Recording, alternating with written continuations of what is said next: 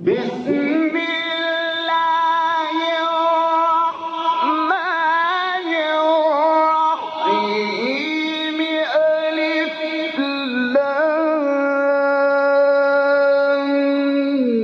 ميم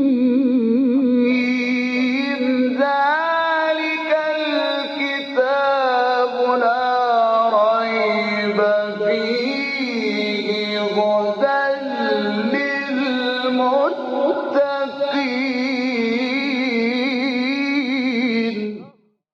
Interpretation of the Holy Quran. Bismillah ar-Rahman ar-Rahim. In the name of Allah, the Beneficent, the Merciful. With the help of Allah, we began a brief commentary of Quran. We got to chapter Nisa, the fourth chapter of Quran, which is revealed in Medina. It has 176 verses. Please listen to verse 119. وَلَأُضِلَّنَّهُمْ وَلَأُمَنِّيَنَّهُمْ وَلَآمُرَنَّهُمْ فَلَيُبَتِّكُنَّ آذَانَ الْأَنْعَامِ وَلَآمُرَنَّهُمْ فَلَيُغَيِّرُنَّ خَلْقَ اللَّهِ وَمَن يَتَّخِذِ الشَّيْطَانَ وَلِيًّا مِّن دُونِ اللَّهِ فَقَدْ خَسِرَ خُسْرَانًا مُّبِينًا. And most certainly I will lead them astray and excite in them vain desires, and beat them so that they shall slit the ears of the cattle. And most certainly I will beat them so that they shall alter Allah's creation.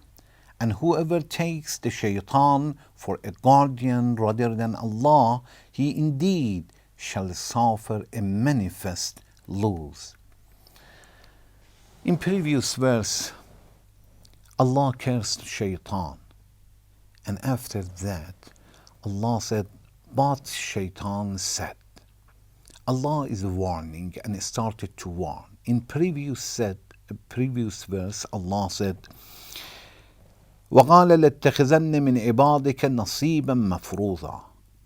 Shaitan said, oh the Lord, I'm going to take a portion of your servant.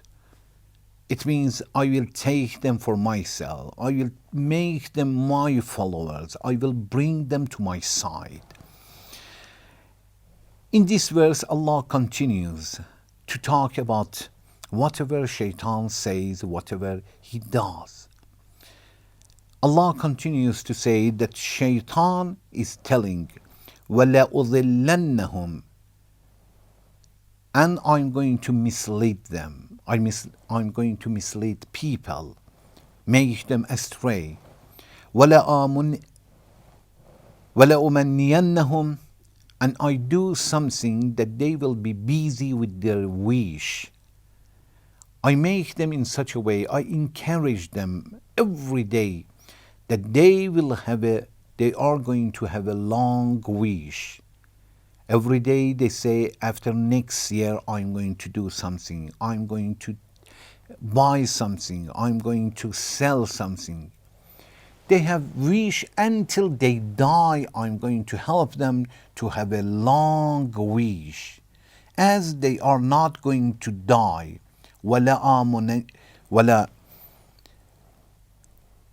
here Allah says, وَلَأُمَنِّيَنَّهُمْ وَلَآمُرَنَّهُمْ. أُمَنِّيَنَّهُمْ is from Muna, it means wish. I will do something until they will have a vain desires. Vain desires, it means some wishes that they are not going to achieve. To buy something that they even have no life until that time to get such a things. All the time only they have desires for their future.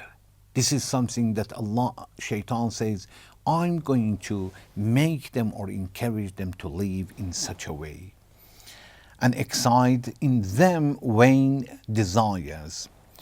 وَلَآمُرَنَّهُمْ فَلَيُبَتِّكُنَّ آذَانَ الْأَنْعَامِ, and beat them so that they shall cut the ears of the cattle. I order them to cut the ear of the cattle, like camel, horse.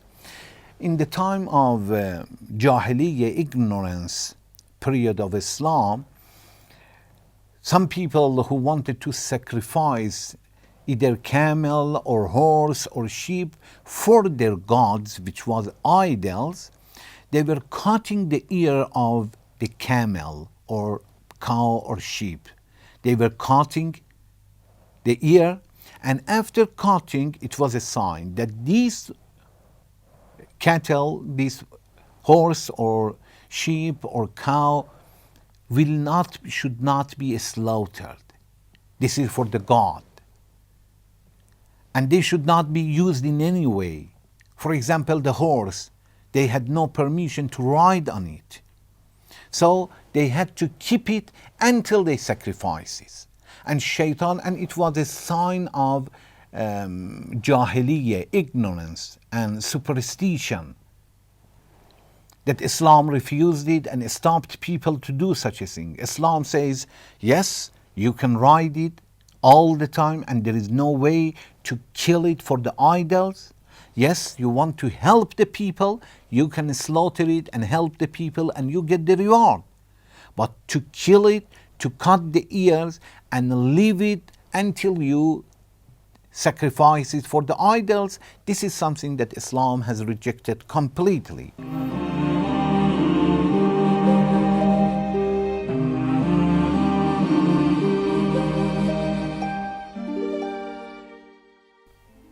Then, on behalf of shaitan, Allah says that shaitan said, وَلَآمُرَنَّهُمْ فَلَيُغَيِّرُنَّ خَلْقَ اللَّهِ. I'm going to order them and enjoin them until they will change Allah's creation. Whatever Allah has created, I'm going to change it. Some scholars have explained this sentence in such a way. They said, one of the khalq Allah, we are human beings. We are created with the nature, that the nature will tell us that there is a God. This is fitrah. Fitrah is our nature. Our nature will tell us there is a God. Shaitan said, I will